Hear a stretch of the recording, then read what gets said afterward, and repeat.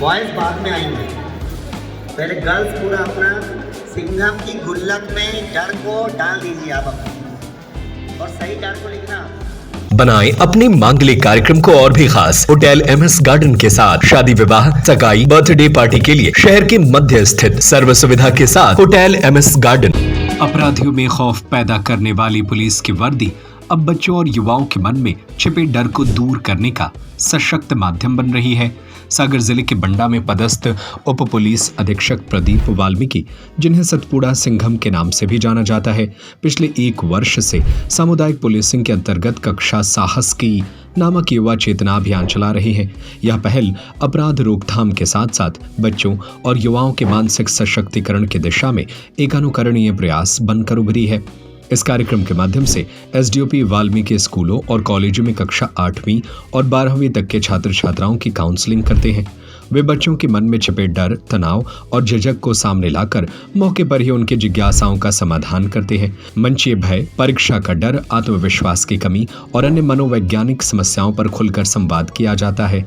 कक्षा साहस की सत्रों की खास पहचान है। सिंघम की गुल्लक 2 अलग अलग गुल्लकें, एक बालिकाओं के लिए और दूसरी बालकों के लिए रखी जाती है। बच्चे अपने डर को पर्चे में लिखकर गुल्लक में डालते हैं।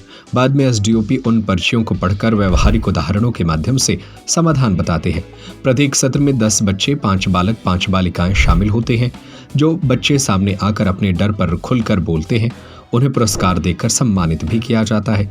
उनका संदेश स्पष्ट है, डर को बाहर निकालो, साहस अपने आप आ जाएगा। पिछले 1 वर्ष में 20-25 ऐसे सत्र आयोजित किए जा चुके हैं, जो बंडा के साथ साथ सागर, दमोह, छिंदवाड़ा और जबलपुर के स्कूल कॉलेजों में भी संपन्न हुए हैं। 11 जून 2025 से बंडा में पदस्थ एसडीओपी प्रदीप वाल्मीकि की ये नवाचार पहले पुलिस की छवि को मानवीय और प्रेरक बना रही हैं। अपराध नियंत्रण के साथ साथ समाज सेवा में उनकी सक्रियता आज के युवाओं के लिए एक मजबूत संदेश है। साहस, संवाद और संवेदनशीलता से ही सुरक्षित समाज का निर्माण संभव है। जैसा कि मैं पुलिस विभाग में ही हूँ और हम लोग पुलिस विभाग का मुख्य कार्य ये होता है कि अपराधों की रोकथाम करना। अपराध की रिपोर्ट दर्ज होने के बाद जो पुलिसिंग की जाती है और अपराधी को पकड़ना होता है, फरियादी की रिपोर्ट लिखना होता है, घटना के बारे में जानना होता है और घटना स्थल पर जाकर कार्य करना होता है। और एफआईआर के बाद जो पुलिस कार्रवाई करती है, ये तो परिपाटी जन्य पुलिसिंग है। लेकिन मुख्यतः मैं पुलिस का काम को मानता हूँ कि ऐसी स्थितियाँ समाज में निर्मित हो जिससे कि अपराध ही ना हो, और वो ऐसी स्थिति तब निर्मित हो सकेगी जब हमारा नागरिक सजग होगा। सजग नागरिक ही सुरक्षित समाज का निर्माण कर सकता है। इस उद्देश्य से हम अपनी युवा पीढ़ी को जितना मजबूत बनाएंगे, वही आगे चल के आदर्श नागरिक बनेंगे। इसलिए मैंने अपने पुलिसिंग, कम्युनिटी पुलिसिंग, सामुदायिक पुलिसिंग के कार्यों को मैं स्कूली, कॉलेज और स्कूल के बच्चों पे ज़्यादा फोकस करता हूँ। और जो व्यक्ति जागरूक होगा वही निडर होगा, वही साहसी होगा। और अपराधी लोग भी विभिन्न अपराधों में सॉफ्ट टारगेट देखते हैं, कमज़ोर कड़ी देखते हैं, चाहे वो बालिकाओं के विरुद्ध अपराध हों, चाहे बच्चों के साथ हों, बुजुर्गों के साथ हों, महिलाओं के साथ हों।